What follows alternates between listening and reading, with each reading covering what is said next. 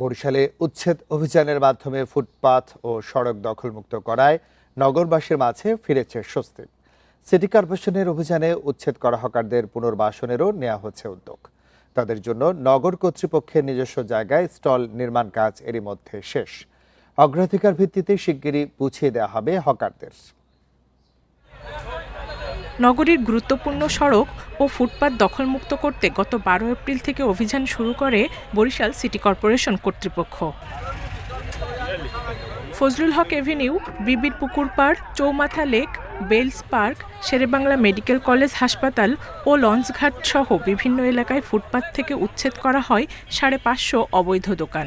প্রায় 550 দোকান আমরা অপসারণ করেছি এবং এই কাজটি আমাদের বিজ্ঞ নির্বাহী ম্যাজিস্ট্রেটের মাধ্যমে চলমান রয়েছে। আমরা সপ্তাহের 3 দিনই বিজ্ঞ নির্বাহী ম্যাজিস্ট্রেটের মাধ্যমে এইসব অঞ্চলে উচ্ছেদ অভিযান পরিচালনা করি।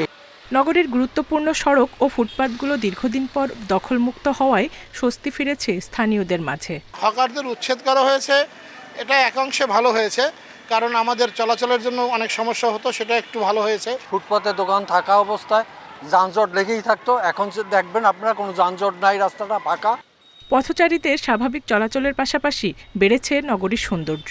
উচ্ছেদের পর হকারদের পুনর্বাসনেরও উদ্যোগ নিয়েছে প্রশাসন। আমাদের জন্য এটা পুনর্বাসন করতেছে, আমরা তার কাছে হাজার লাখ লাখ শুকর আদায় করি। আমাদের আশ্বাস দিয়েছে এখানে যারা সঠিক হকার, যারা এখানে সদস্য আছে, হকার আছে এই সমিতির, তারাই পাইবে।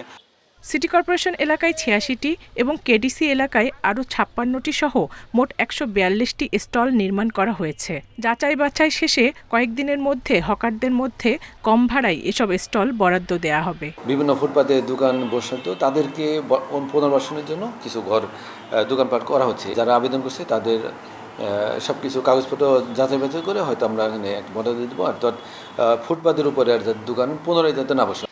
উচ্ছেদের পরও প্রভাবশালীদের ছত্রছায়ায় বারবার দখল হয়ে যায় ফুটপাত। নিয়মিত অভিযানের মাধ্যমে এসব বিষয়ে নজরদারি চান নগরবাসী। Independent news.